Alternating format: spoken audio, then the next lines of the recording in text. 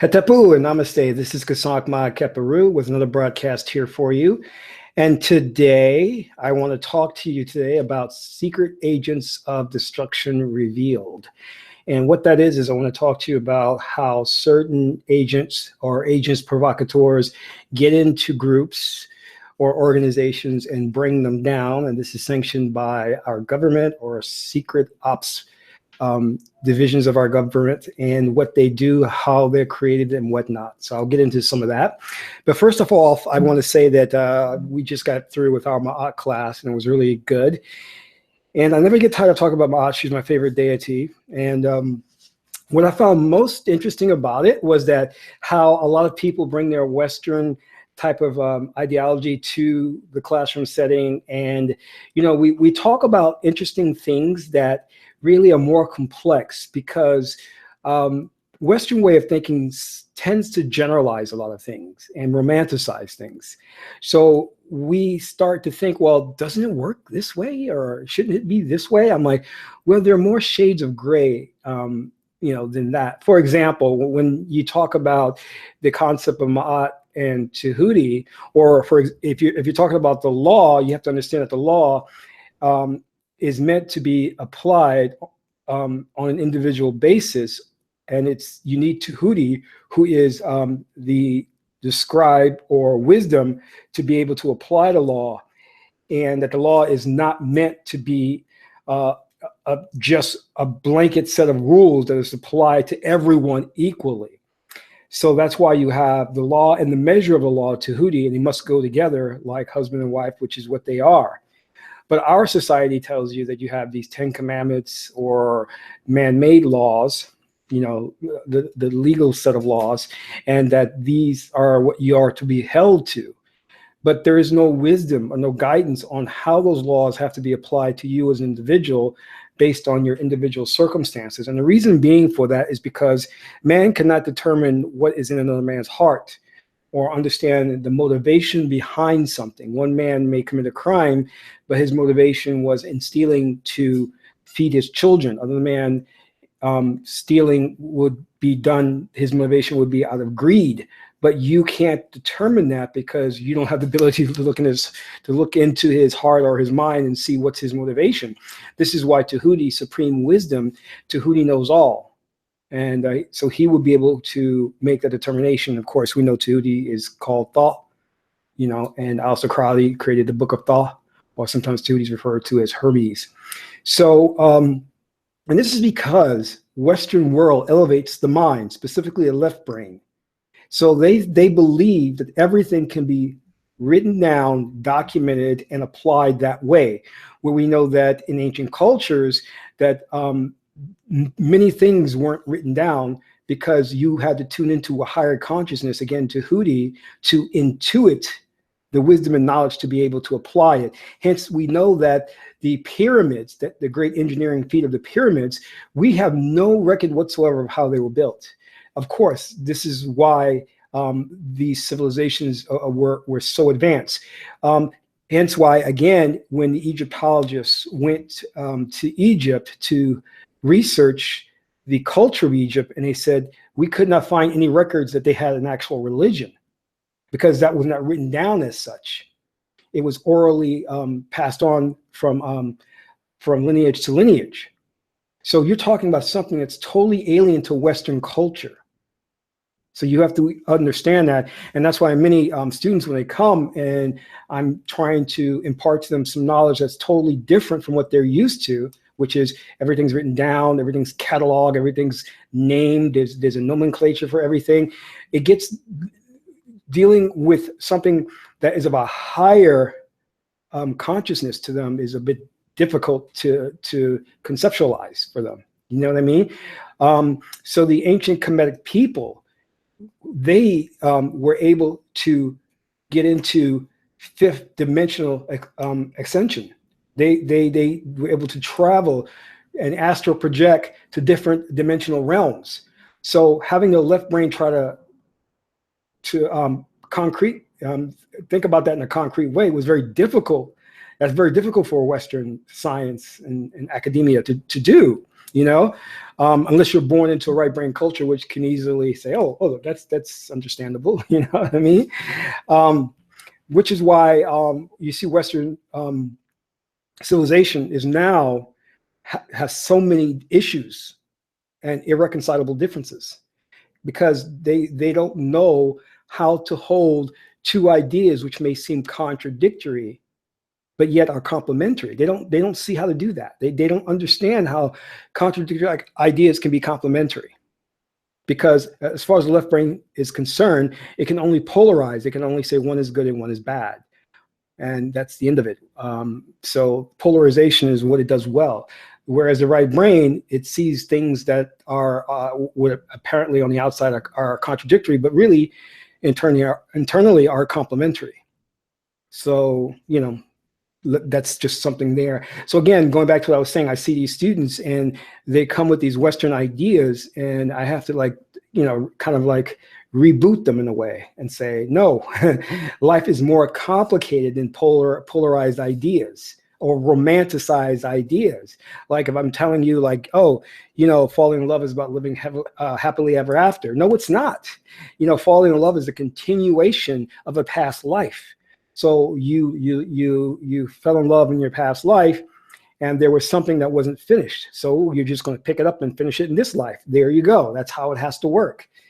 So, and you know, people never thought about it that way. It's like, yeah, I guess I would be, yeah, because your whole purpose to being here in this life, the reason you're here is because there was something in that past life you did not complete. Because if you completed everything you needed to complete in that past life, you wouldn't be here. That's the plain truth.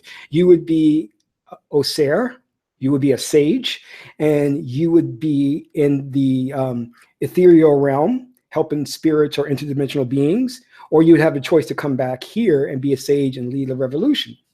It'd be your choice.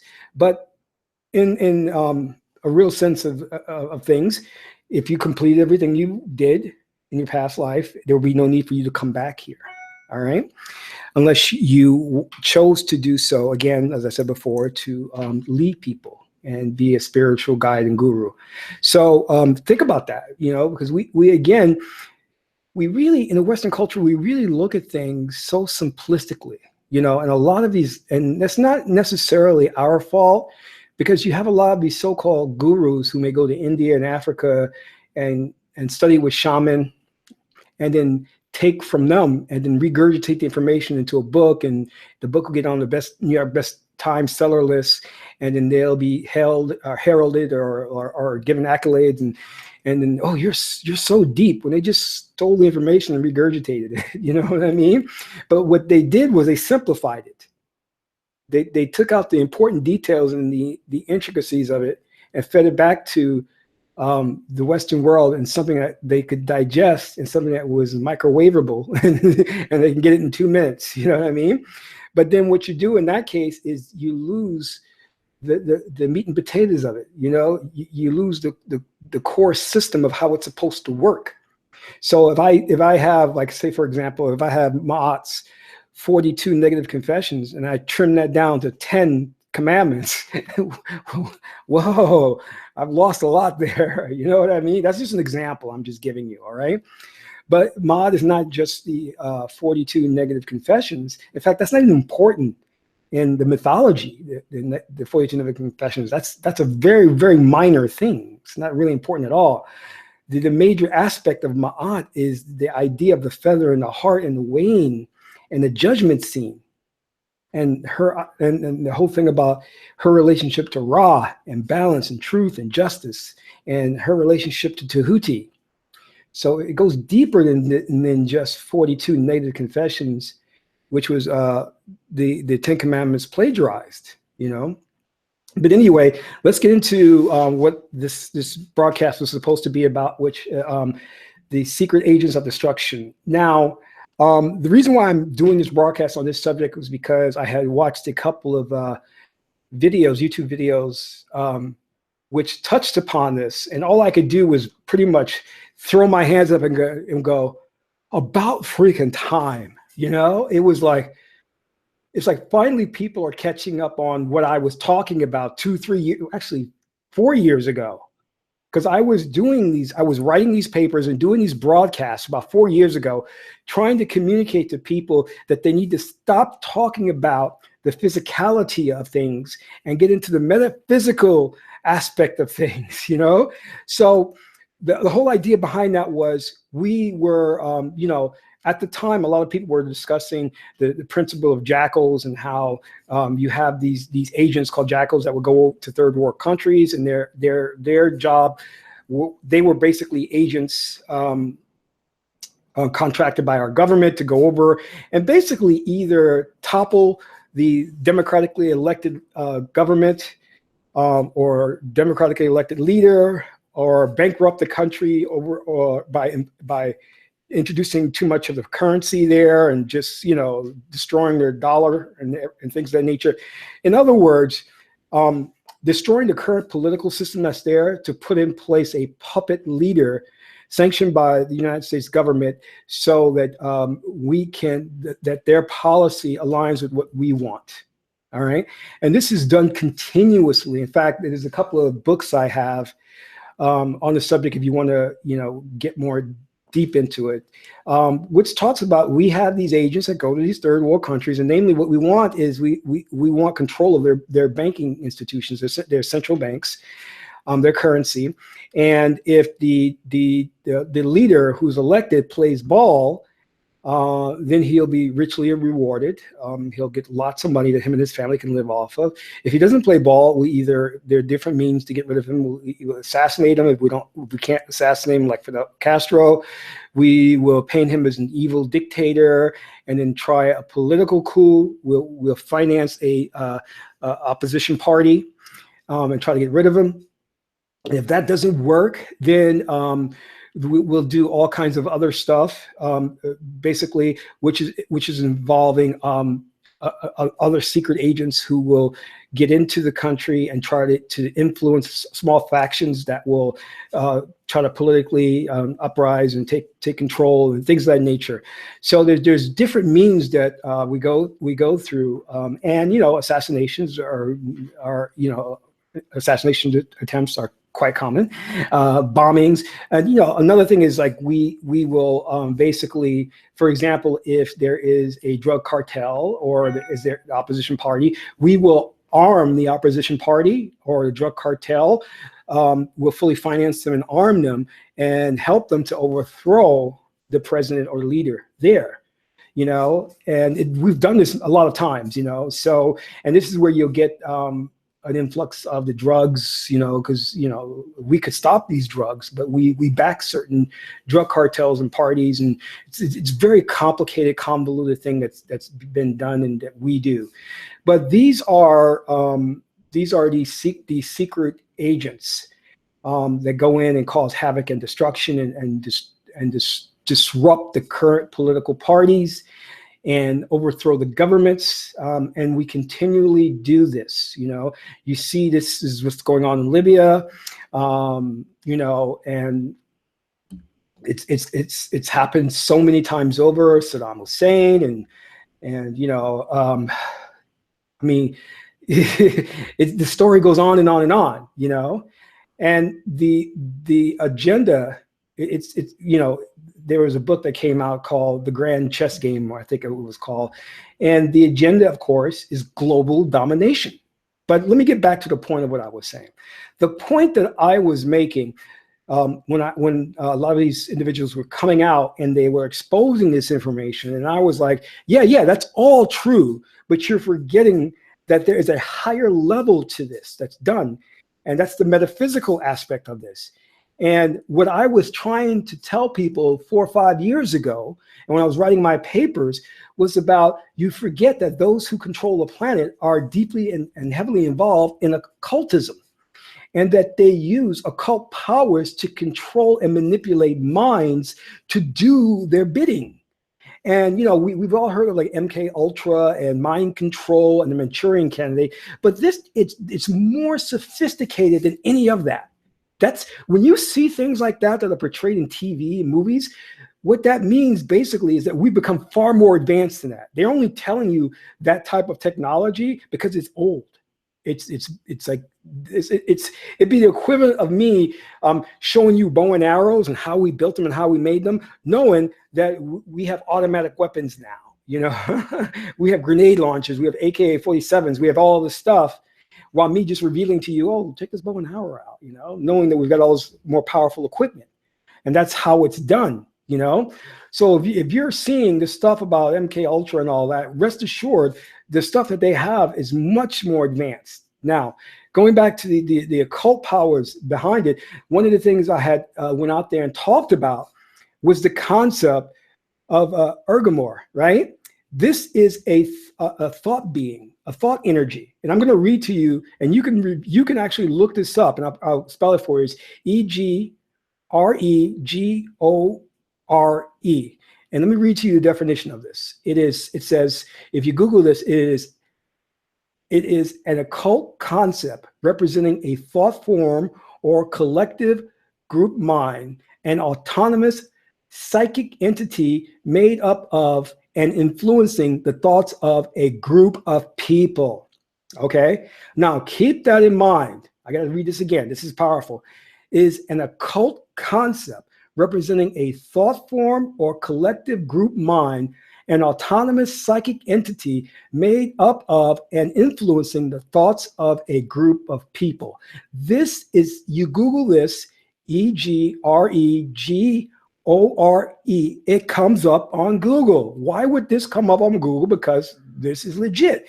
Now, there is something else called the 100 Monkeys Principle. Now, I've talked about this extensively, about the Japanese mesquite monkeys, and how they found these mesquite monkeys on this island, and two sets of monkeys on the adjacent island, and they both were demonstrating the exact same ways, I believe it was to wash nuts, and they wondered how one set of monkeys were mimicking exactly the way to wash these nuts as the other set of monkeys were, when they both had no contact with each other. And then they realized there was a collective consciousness that transmitted behaviors. All right. So what am I saying about this? Very important to understand this, that there is a group collective consciousness that transmits behavior, thoughts, and actions, and it controls actions. And this works on a gender level, it works on a race level, and it works on a species level. So what am I saying about this? What I was writing about 4 or 5 years ago, as I talked about this, I said that when you want to have agent provocateurs within any group, movement, political party, you don't have to get down to the base level of programming someone by sitting them in front of a TV and flashing images or injecting them with chemicals or shock treatment. You don't have to do that.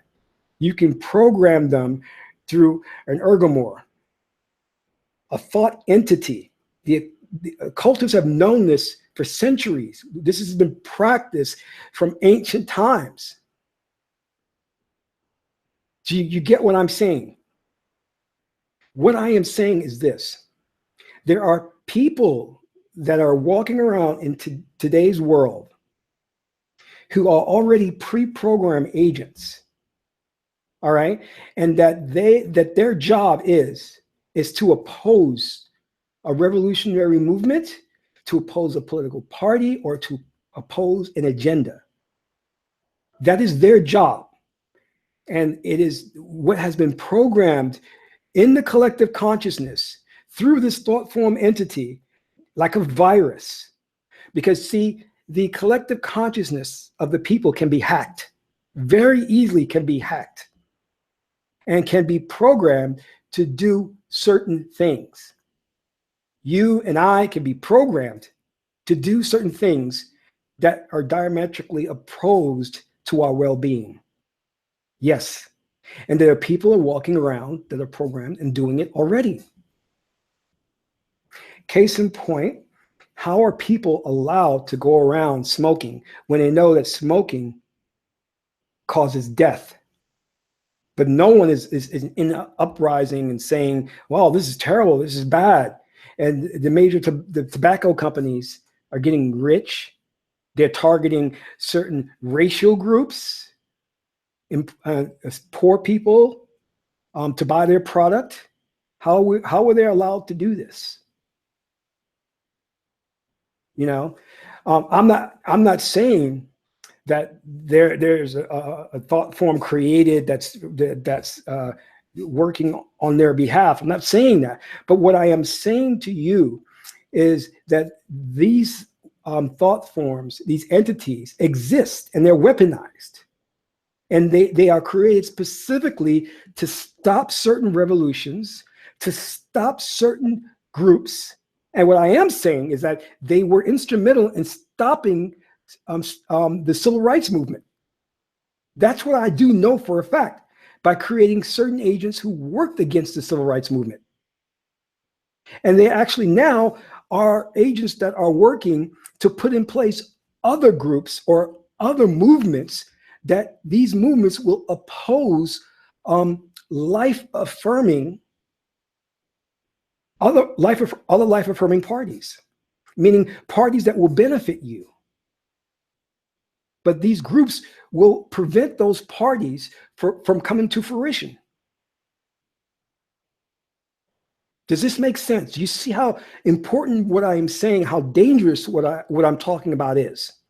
So I'm telling you that you have people walking about in our daily lives who are pre-programmed, because the people who control this planet in the highest levels have found a way to hack the collective consciousness of humanity and program specific genders, racial groups, people in certain political parties to act against their own best interests, to prevent humanity from taking the next level, the next step to higher consciousness. So where we think that we're making progress as a human species, we're being checked by our own brethren, by our own sisters. We're being checked along the way, and we're not making progress. We're being prevented from moving forward, because we don't realize that it's not about the physical, meaning that we're not fighting against those so-called jackals or those physical agents in front of us. We're fighting against the metaphysical. We're fighting against spiritual entities. What did the Bible said? You know, I don't read the Bible, but I'm pretty sure I know the Bible said that we fight against spiritual entities and principles. So what I'm saying is we have to look at things multifaceted. In other words, yes, we need to look at and understand that these agents that are being trained and sent overseas to overthrow these third world countries and these democratically elected leaders. But we also have to look in this country and look at the movements and the parties that are trying to change the course of this country for the better, how they're being checked by people who we think had our own best interest at heart, but they're agents. And you trust them, and you thought, oh, you know, hey, he's not going to betray us, you know. He's been doing good for years and years, and now all of a sudden he takes a left turn, and you're like, okay, where's he going with all this, you know? So if you read the works, here's a good book. You know what? In fact, let me just refer you to this book here, Summoning Spirits. And this is The Art of Magical Evocation. This book breaks it down on summoning spirits and creating spiritual entities that go out and do perform missions for you. And it basically tells you the secrets and gets into the details about how these thought forms are created, how long they last, what they can do and what they can't do, from A to Z. And this book actually, I think it simplifies it for you. There are a lot better books that get into much more detail, and it actually give you an encyclopedia of the different spiritual entities that exist and what their fortes are, what they're good at and what they're not good at. For example, if you want to enlist a spiritual entity that can go out there and help you find love, for example, there are entities that specialize in that. There are other entities that specialize in helping you become, like, say, for example, an expert in math. If you want that. So, you can tune into that type of energy and stuff. And there are also entities that can go out there and deal with your enemies and, help you eliminate them and things of that nature, But my message I want to get across to you is that we have to stop looking at things in the physical and stop thinking that everything is played out in that way. When you're dealing with black magicians who rule the world, who have everything in check. We're talking about individuals who have scanned timelines, who know, like, they can see the future and they can check us on different moves. And we're not even there yet. We can't even conceive of things like that because they have limited our thinking into the left brain. So we can't even conceive that there is, I don't believe in you can see the future. I don't believe in that stuff. Meanwhile, they're laughing. You see, we have limited beliefs.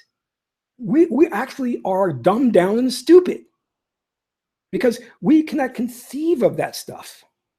Meanwhile, they're operating on 5th, 6th, 7th dimensional levels. You don't have to argue with the ruling elite if there's a 5th dimension, 6th dimension. They know there are at least 12 dimensions.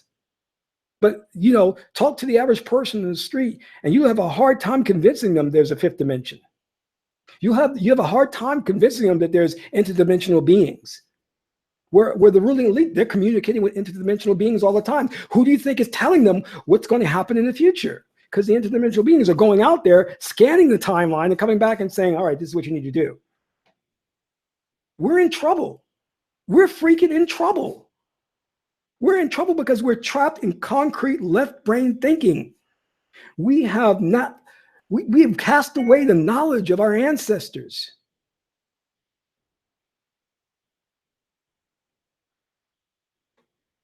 We're talking about all this stuff about how, women think they're victims and they're talking about harassment and all this. This never happened in ancient cultures. Look at it. Go back and look at antiquity.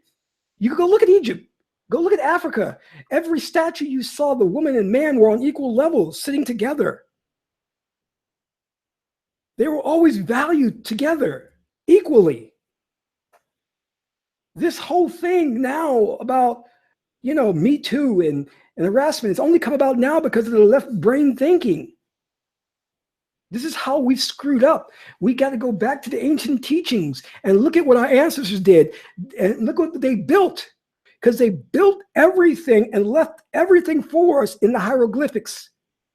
And it stood the test of time. It's still there for us to read. Now we can go back to it now, pick it up, and now, like, resurrect all of this. It's still not too late. We got to go back and look. Because the ruling elite they picked up this information, they picked up this knowledge, and they're ruling the planet with it. All the while telling us, don't look at it. It's pagan. It's evil. And these idiots, these nincompoops called Christian ministers, these nitwits, these jackasses, the Christian ministers, all they want is your money. All they want you to come on Sunday and throw something in the basket. And they act like coons and buffoons on the pulpit, just to entertain you so you can drop the little change in their basket. And then they go to their various different mansions and their jets and then smile. Oh, everything's okay. Yeah. Oh, the Lord has blessed me. When the Lord blesses you, you just live a very prosperous and happy life because everything is good. Just keep putting in the money in the pot. And I'm just so blessed. Me and my beautiful wife were so blessed. This Lord has blessed us. I don't know what to say. Praise Jesus. Praise Jesus. Lord has blessed us. Yes, we're blessed. Come Sunday. Come on Sunday, see my ministry. Mom, what was me molested little boys? No, you must got me wrong. No, how dare you make such accusations about that little boy Thomas? How did I know his name? Oh no, I just took a guess. Oh, Lord just told me his name must have been Thomas. Yes, his name Thomas. Oh, well, look at that. Prophetic words. Yes, is my lawyer here? My lawyer, is he here? So anyway, with that said, I wanted to give you this important message about these agents. And, it's hard to believe that we live in this type of world, to actually believe that this is all happening, but it is. And we live in interesting times, but, just remember, you're God man, God woman, and if you don't like this world, vibrate to a different energy frequency, move to a different timeline, a different parallel universe to where none of this stuff exists, and create a better world for yourself. Because I'm going to say it again, you are God man, you are God woman, and you can create the reality that you want. This is Kasak Ma Keparu, and Amen Ra.